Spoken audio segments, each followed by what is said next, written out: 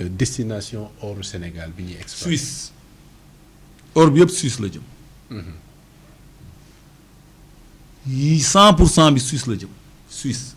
métal or ça vous dit quelque chose. métal or waaw. ñoom ñoo koy exploité. Au niveau de la Suisse. waaw ñoo koy raffiné. ñoo koy raffiné oui. ñoo koy raffiné métal or technologie. waaw ñoo koy raffiné. mu nekk un or pur à 99,99%.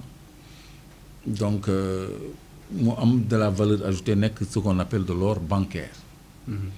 or boobu mooy or bancaire. lingots yu ñaaw yi am Sabodala bon je m'excuse hein dañ ko poinçonné numéroté ko et tout. Mais ce n'est pas raffiné parce que tu vois des tout petits trous sur le lingot, des petites marques de trous sur le lingot, c'est masséoul et tout, c'est pas raffiné quoi. Donc là, c'est un travail qu'on peut faire ici. Ousmane Anne dont je te parle, mais il est expert en la matière. Il peut raffiner l'or. Soret Mine a les capacités de faire ce que Métal Or fait ici au Sénégal. Mais on prend tout l'or, on l'amène là-bas en Suisse. Est-ce que le Sénégal a une capacité à sa raffinerie d'or? Mais même les bijoutiers sénégalais sont capables de raffiner l'or. Ils connaissent les techniques de raffinage de l'or. Pour les quantités ignobles, je veux dire. Je te jure, Sénégal a une capacité. Tu sais, je suis avec un bijoutier. Oui. Si vous faites que vous me dites, Lillahi wa rasulihi, je me donne un message. Parce que xamatuma numéro mooy ban. sama benn mbokk bijoutier la boo xam ne au sortir d'une de mes émissions. il m'a accroché au téléphone. ñu waxtaan ci benn technique de purification de l'or bu ñuy wax biolixification de l'or. xam nga man toujours damay jàng. ci wàllu min maay jàngal sama bopp. donc dama nekkoon ci mbirum biolixification mu nekk notion bu xaw a compliquée. Mais quand je lui ai parlé, Olof lañ doon wax. mu wax ma ni ñoom ils ont le même procédé en traditionnel. Il m'a expliqué leur procédé de biolixification. Madame, c'est-à-dire de séparation de l'or par des produits chimiques. Parce que tout va bien dañ koy def par des produits également biologiques. On parle maintenant de biolixification. moo tax Sabodala dañu jël benn deuxième usine bu tudd Biox. dégg nga gars yi naan Biox. kooku c'est par des microbes la ñuy def le traitement du minerai. en lieu et place du cyanure. donc ñun suñu bijoutiers yi dañuy utiliser également cyanure. donc ñoom maîtriser nañu les procédés de biolixification de l'or. et aussi de purification de l'or. donc ñoom pour nous raffiner or du dara. Mais à l'échelle industrielle, Soret Mine peut le faire et d'autres peuvent certainement le faire. Et il y a des gens à qui on a autorisé d'ouvrir ici un comptoir d'or. Hein. C'est ça. Alors, pour terminer, bon, définitivement, African Reality, dafay laaj combien coûte de construire une raffinerie d'or? Je crois que ça dépend des capacités, non? Ouais, ça dépend des capacités. Et des localités. Une raffinerie où tu fais travailler des ingénieurs suisses et une raffinerie où tu fais travailler des ingénieurs sénégalais, ça n'a pas les mêmes coûts de fonctionnement, parce que ce n'est pas les mêmes niveaux de vie, ce n'est pas les mêmes niveaux de traitement salariaux. Et ça dépend des capacités de raffinage. Mais de toute façon, c'est à notre portée, parce que l'or, c'est déjà l'argent. Quand tu es dans l'or, tu peux tout réaliser, parce que tu as les capitaux pour réaliser tout ce que tu veux, y compris une raffinerie. Xeetu liquide là, quoi. Non, c'est un process. Bo xamni or bi bu ci génné da fay pur. Non, je veux dire l'or en tant que tel. Ah, c'est de l'argent liquide, oui, c'est du cash. L'or c'est du cash. Là lay wax, oui. Yow yoral fi or légui rek. Nga ni dama soxla temps mais buñ ko xolé contrôler ko. Li nga soxla dañ la koy jox dé. Mais est-ce duñ lijeenti lingot?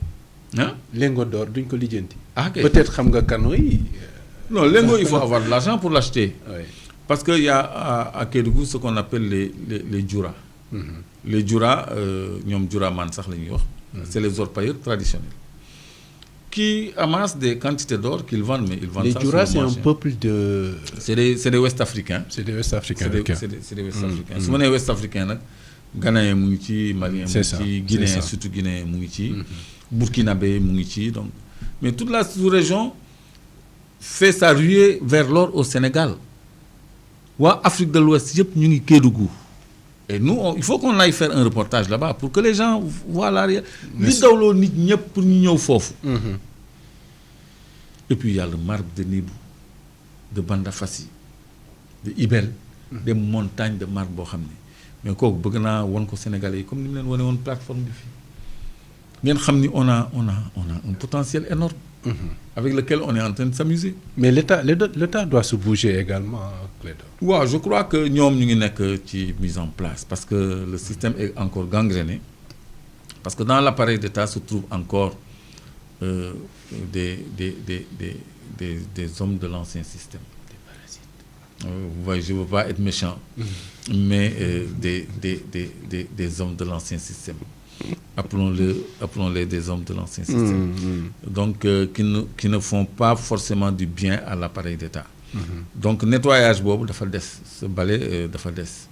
Donc, il faut nous balayer tous les recoins, à commencer par la présidence. Hein.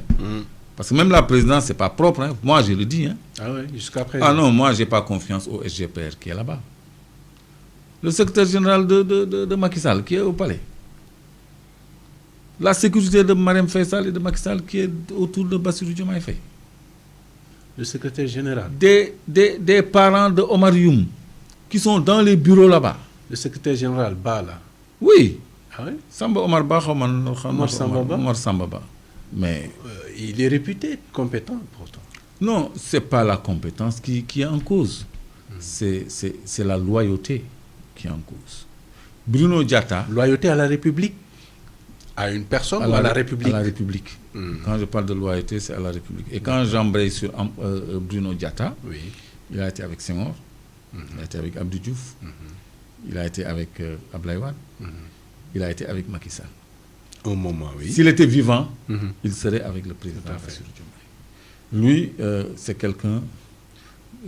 Sénégal d'autres hommes comme elle. Lui, c'est quelqu'un... C'est un homme d'État. C'est un commis de l'État. Mais Omar Sambaba, c'est des militants. Mais c'est des gens qui reçoivent... Enfin,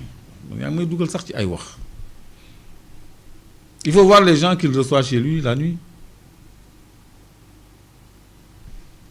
Ils sont au cœur je suis désolé de le dire, ñu ngi ci biir présidence. Hein. Omar Youm ay mbokkam ñu ngi ci bureau yi foofu di liggéey Omar Youm. Il était directeur de cabinet. Tous ses parents qu'il a placés là-bas, là, mais ils vont lui rendre compte le soir. Foofu li ñu fay def dara umpewu fa. Les systèmes de vidéosurveillance sont encore là-bas, les mêmes tableaux sont encore là-bas, les mêmes vases de fleurs qui portent, le même câblage électrique est là-bas. Man foofu dama xam li fa nekk de. Xam naa li fa nekk de. Dara jógewu fa. Et tout doit être modifié wala tout doit être nettoyé et sécurisé. Tout. Jusqu'au parc automobile. Changer complètement. Am na ay auto yu ñu war a déchausser. Sécurité du caaxaan. Président, c'est le premier des Sénégalais.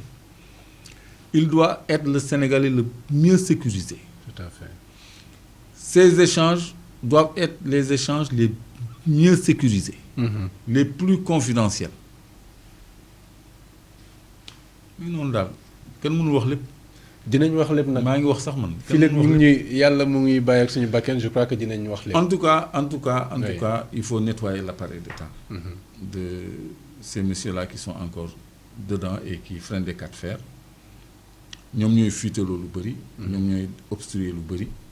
Il faut que le nettoyage suive son cours. Et je crois qu'après ça, gars yi dinañu mën a doxal sans anguille, sans embâche. Mais qu'ils ne fassent pas trop confiance au nom de l'esprit républicain, au nom de la continuité de l'État. On gouverne avec ñi nga wóolu quoi. Quand tu prends un secrétaire, tu prends quelqu'un en qui tu as confiance. Dès que tu as un secrétaire particulier, ki nga wóolu ngay jël. C'est vrai qu'il y a des commis de l'État qui sont des cadres, qui sont des intéressés, mais il y en a qui sont aussi impliqués, mais dans beaucoup de choses pas claires hein, ici. C'est ça. Ouais. C'est ça. Moussa Ba, Nena Clédor, il faut parler, c'est mieux. On va parler. Non, c'est-à-dire, Moussa, il y a des choses qu'on ne peut pas mettre sur la place publique. Mais il y a des choses qu'on ne peut pas mettre sur la place publique. C'est ça. Jërëjëf kon Clédor. Merci beaucoup. Voilà, jërëjëf mbokk yi li moo nekkoon waxtaanu tey bi.